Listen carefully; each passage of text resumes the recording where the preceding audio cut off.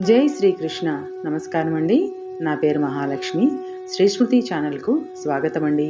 ఈరోజు నేను ఈ వీడియోలో భగవద్గీత 1వ అధ్యాయము 21 నుంచి 25వ శ్లోకం వరకు అర్థము సంభాషణ వివరించబోతున్నానండి.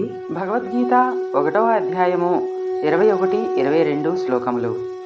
అర్జున ఉవాచ సేనయోరుభయోర్मध्ये రథం స్థాపయమేచ్యుత యావదేతాన్నిరీక్షేహం యోద్ధుకామానవస్థితాన్ కైర్మయా సహ యోద్ధవ్యం అస్మిన్ రణసముద్యమే. అర్థము: అర్జునుడు అంటున్నాడు, ఓ అచ్యుత, దయచేసి నా రథాన్ని 2 సైన్యాల మధ్యకి తీసుకుని వెళ్ళుము. ఈ మహాపోరాటంలో నిలిచియున్న ఎవరెవరితో యుద్ధం నేను చేయవలసి ఉన్నదో చూడాలి.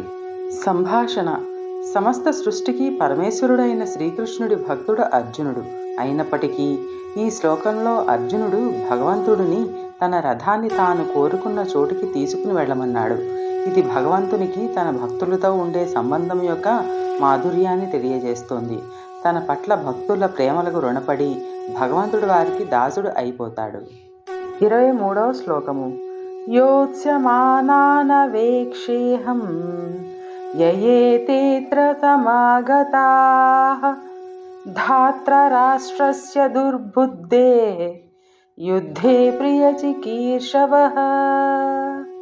అర్థము: దుర్బుద్ధి గల ధృతరాష్ట్రుని పుత్రుని సంతోషపెట్టడం కొరకు అతని పక్షాన యుద్ధానికి వచ్చియున్న అందరినీ ఒకసారి నాకు చూడాలనిపిస్తున్నది. సంభాషణ: పాపిష్టి బుద్ధి వారైన ధృతరాష్ట్రుని తనయులు పాండవులకు చెందిన రాజ్యాన్ని అన్యాయంగా లాక్కున్నారు కాబట్టి వారి పక్షంలో పోరాడేవారు కూడా సహజంగా దుర్దుద్దేశంతో ఉన్నవారే. అర్జునుడు తను ఎవరితో యుద్ధం చేయాల్సి ఉందో వారిని ఒకసారి చూడదలిచాడు. ప్రారంభంలో అర్జునుడు పరాక్రమంతో యుద్ధానికి ఆతురతతో ఉన్నాడు. దుర్యోధనుడు ఎన్నోసార్లు పాండవుల వినాశనానికి కుట్రలు పన్నాడు అని గుర్తు చేస్తూ దుష్టబుద్ధి వారైన ధృతరాష్ట్రుని తనయులు ప్రస్తావించాడు. అర్జునుడి దృక్పథం ఇలా ఉంది: న్యాయబద్ధంగా రాజ్యంలో సగభాగం మాదే, కానీ అతను దాన్ని లాక్కోవాలని చూస్తున్నాడు. వాడు దుష్టబుద్ధి కలవాడు. ఇంకా ఈ రాజులు వాడికి సహాయం చేయటానికి ఇక్కడ గుమికూడారు కాబట్టి వారు కూడా దుర్మార్గులే. యుద్ధం కోసం ఇంత ఆతురతో ఉన్న యోధులని నేను పరికరించి చూడాలి. వారు అధర్మం వైపు మొగ్గు చూపుతున్నారు కాబట్టి మా చేత నాశనం అయిపోతారు. 24వ శ్లోకము. సంజయ ఉవాచ ఏవముక్తో హృషీకేశో గుడాకేశేన భారత సేనయోరుభయోర్मध्ये స్థాపయిత్వా రథోత్తమం. అర్థము: సంజయుడు ఇలా అన్నాడు, ఓ ధృతరాష్ట్ర, ఈ విధంగా నిద్రని జయించిన వాడైన అర్జునుడు కోరిన విధంగా శ్రీకృష్ణుడు ఆ వైభవోపేతమైన రథమును 2 సైన్యముల మధ్యకు నడిపించి నిలిపెను. 25వ శ్లోకము. భీష్మద్రోణ ప్రముఖతః సర్వేషాంచ మహీక్షితా ఉవాచ పార్థ పశ్యైతాన్ సమవేతాన్ కురునితి.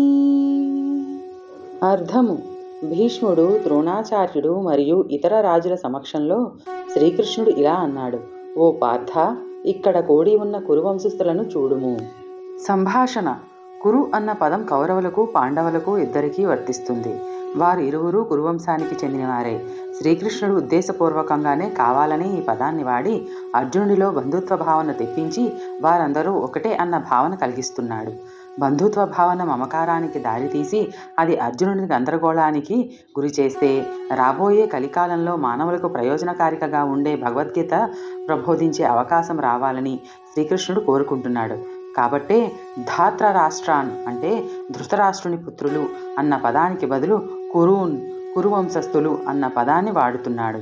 ఎలాగైతే శస్త్రచికిత్స వైద్యుడు కురుపుతో ఉన్న రోగికి మొదటలో దానికి చీము పట్టి ముదిరే మందు ఇచ్చి తరువాత ఆ యొక్క రోగగ్రస్తమైన భాగాన్ని తీసివేయటానికి శస్త్రచికిత్స చేస్తాడో భగవంతుడు కూడా అదే విధంగా పనిచేస్తున్నాడు. మొదట అర్జునుడిలో అంతర్గతంగా ఉన్న మోహాన్ని ప్రేరేపించి ఆ తర్వాత దాన్ని నిర్మూలించడానికే.